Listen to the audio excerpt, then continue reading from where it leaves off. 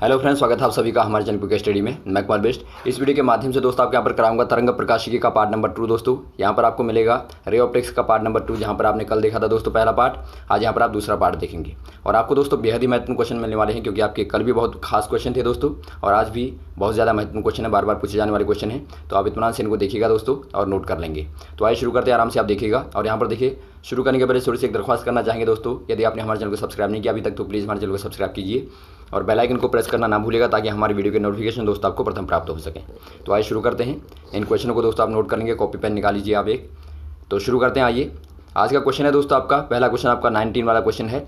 यदि 1.5 अपवर्तनांक के समोत्तल लेंस की वक्रता त्रिज्या आपको दिया 10 सेंटीमीटर हो, तो उस लेंस की क्षमता क्या होगी। दोस्तों यहाँ पर देखिए, आपको क्षमता निकालने तो पहले आपको क्या चाहिए, फोकस दूरी आपको निकालनी पड़ेगी। तो फोकस दूरी निकालने के दोस्तों आप 1/f बराबर n-1 और 1/r 1-1/r2 वाला फॉर्मूला लगाएंगे। अब यहाँ पर देखिए दोस्तों, आपको वक्रता त्रिज्या दी है 10। समोत्तल में आपको बताया था दोस्तों हमने r2 बराबर क्या हो जाएगा, आपका इनफाइनाइट हो जाएगा। तो यहाँ पर आप रख देंगे दोस्तों मान, तो आपको क्या मिलेगा, देखिए 1/f बराबर 1.5 - 1, क्योंकि n बराबर दोस्तों आपका अपवर्तनांक होता है, रिफ्रैक्टिव इंडेक्स होता है। तो ये आपको 1.5 दिया है और यहाँ पर आपका 1/10। तो यहाँ से आप सॉल्व करेंगे दोस्तों, तो आपको क्या मिलेगा, देखिए 1/f बराबर आपका आ गया 0.5 और अपॉन दोस्तों 10। अब देखिए f बराबर क्या हो जाएगा दोस्तों, f बराबर आपका 10/0.5, अर्थात आपका निकल के आ गया दोस्तों ये 20। अब दोस्तों यहाँ पर देखिए, ये आपका 20 सेंटीमीटर में आया, चूँकि आपको मीटर में निकालना पड़ेगा, क्योंकि दोस्तों आपको यहाँ पर देखिए p बराबर 1/f का ही में होता है दोस्तों, मीटर में होता है। तो मीटर में हो जाएगा दोस्तों आपका 0.2, इतने मीटर हो जाएगा। तो यहाँ पर आप रखेंगे दोस्तों 1/0.2 आपका हो जाएगा बराबर कितना हो जाएगा दोस्तों, 5 डायोप्टर हो जाएगा। तो यही दोस्तों आपका आंसर हो जाएगा, ऑप्शन नंबर आपका बी वाला सही हो जाएगा। अगला क्वेश्चन देखिए दोस्तों, एक उत्तल लेंस की क्षमता 2 डायोप्टर दी है, तो इसकी फोकस दूरी क्या होगी। बहुत सिंपल है दोस्तों, p बराबर आपको पता है 1/f होता है और f बराबर 1/p होता है। तो 1/p में आप रखेंगे तो आपका 1/2 हो जाएगा। तो ये दोस्तों आपकी कितनी आ जाएगी दोस्तों आपकी 0.5 मीटर। अब देखिए, आपको यहाँ पर सेंटीमीटर में दिया है, तो आप सेंटीमीटर में कन्वर्ट कर देंगे तो ये आपका आ जाएगा 50 सेंटीमीटर। तो ऑप्शन नंबर आपका बी वाला सही हो जाएगा। अगला क्वेश्चन देखिए दोस्तों, एक उत्तल लेंस मुख्य अक्ष पर रखी हुई बिंदु वस्तु का वास्तविक प्रतिबिंब बनाता है। यदि लेंस के ऊपरी अर्धभाग को काला कर दिया जाए तो इनमें से क्या प्रभाव पड़ेगा। दोस्तों बहुत ही अच्छा क्वेश्चन है। यहाँ पर देखिए, एक उत्तल लेंस में कोई बिंदु रखा है दोस्तों, इसका प्रतिबिंब बनता है। मान लीजिए आपका कहीं भी बन रहा हो, मान लीजिए यहाँ पर बन रहा है वास्तविक प्रतिबिंब। अब देखिए, ऊपर वाले भाग को यदि काला कर दिया जाए तो अब ये प्रतिबिंब की स्थिति क्या होगी आपको बताना है। प्रतिबिंब नीचे की ओर खिसक जाएगा, या प्रतिबिंब ऊपर की ओर खिसक जाएगा, या प्रतिबिंब लंबा हो जाएगा, लंबाई आधी हो जाएगी, या प्रतिबिंब की तीव्रता घट जाएगी। इनमें से दोस्तों यहाँ पर देखिए, प्रतिबिंब अपनी ही जगह पर रहेगा, क्योंकि आपका जो स्थान है दोस्तों वहीं पर रहेगा, क्योंकि पोजीशन आपकी ऑब्जेक्ट की वहीं पर है, तो आपका प्रतिबिंब वहीं पर रहेगा। लेकिन पहले की तुलना में क्या हो जाएगा दोस्तों, तीव्रता कम हो जाएगी। क्यों कम हो जाएगी, क्योंकि अब आने वाली जो प्रकाश की किरणें हैं, जो आपकी रेज हैं दोस्तों, वो कम हो गई, क्योंकि आपने द्वारक को कम कर दिया। तो आपका यहाँ पर हो जाएगा डी वाला। अगला क्वेश्चन देखिए दोस्तों, +3 डायोप्टर और -3 डायोप्टर क्षमता वाले 2 पतले लेंस संपर्क में रखे गए हैं। इनकी दोस्तों आपको संयुक्त फोकस दूरी बतानी है। तो पहले दोस्तों आप क्या निकाल लेंगे, पी निकाल लेंगे, दोनों का कंबाइन पी निकाल लेंगे। पी बराबर आपका P1 + P2 हो जाएगा। तो यहाँ से आपका निकलता है दोस्तों 3-5 बराबर -2 डायोप्टर। तो ये आपका आ गया। तो यहाँ से आप फोकस दूरी निकालेंगे दोस्तों, तो आपकी फोकस दूरी आ जाएगी f बराबर 1/p बराबर 1/-2। अब यहाँ पर आप भाग देंगे तो आपको मिलेगा -0.5। ये दोस्तों आपका मीटर में आया, आपको सेंटीमीटर में कन्वर्ट करना है, तो आपका 50 सेंटीमीटर हो जाएगा, 100 से गुणा कर देंगे। तो ऑप्शन नंबर आपका चौथा वाला सही हो जाएगा। अगला क्वेश्चन देखिए दोस्तों, r वक्रता त्रिज्या तथा n अपवर्तनांक का एक समतल उत्तल लेंस r वक्रता त्रिज्या तथा n1 तथा n2 अपवर्तनांक वाले समतल अवतल लेंस के संपर्क में रखा गया है। तो आपको संयुक्त लेंस की क्षमता बतानी है।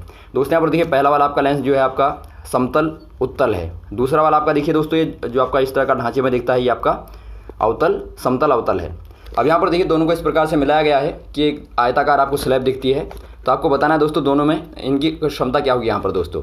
अब देखिए, दोनों की वक्रता त्रिज्या बराबर है दोस्तों, तो क्षमता क्या हो जाएगी आपको पता है, पी की दोस्तों यहाँ पर पी यदि आप देखेंगे आपका अवतल लेंस में दोस्तों नेगेटिव होता है, और वैसे आप पी देखेंगे दोस्तों उत्तल लेंस में तो आपका पॉजिटिव होता है। तो यहाँ पर आप देखते हैं दोनों की वक्रता त्रिज्या बराबर है।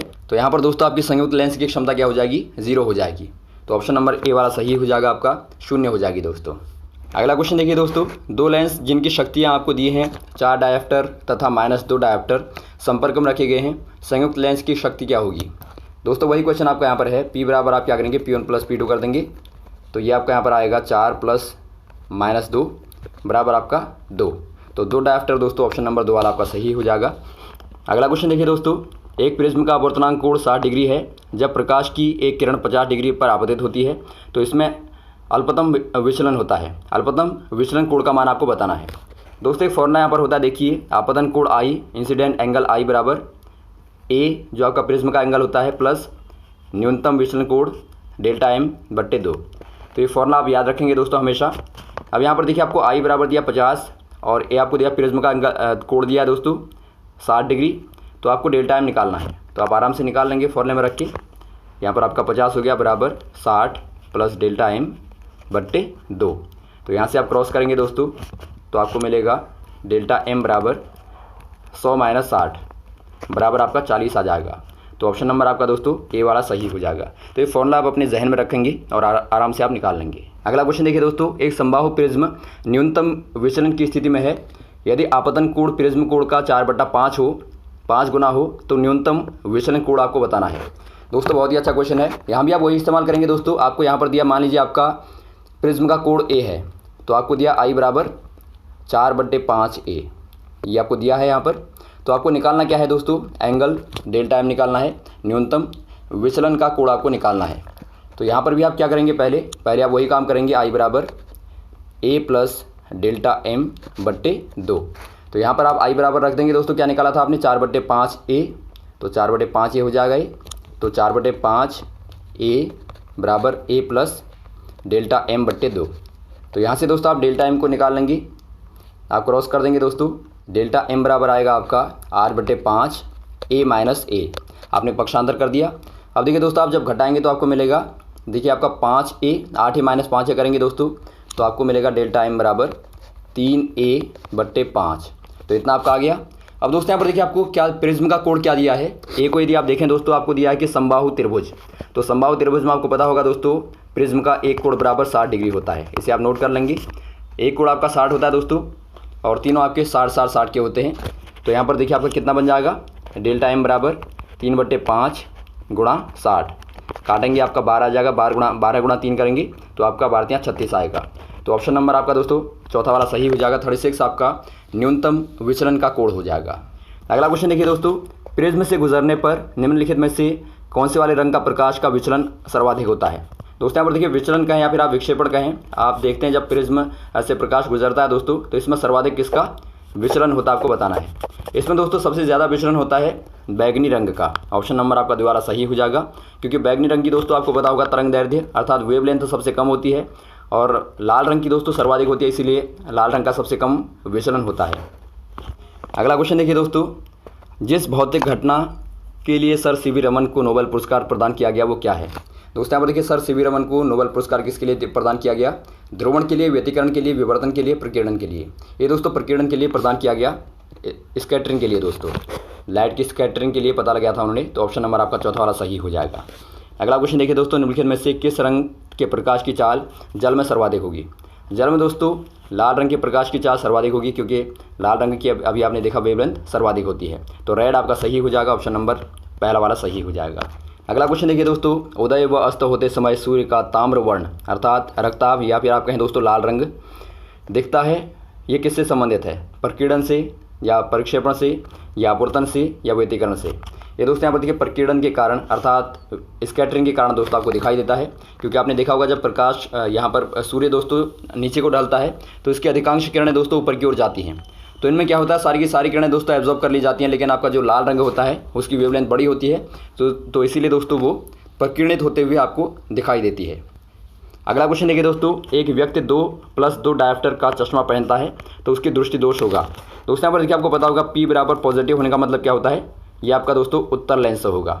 अब देखिए कोई व्यक्ति यदि उत्तर लेंस को पहनता है तो इसका मतलब क्या है, दूर दृष्टि दोष होगा अर्थात हाइपर मायोपिया होगा।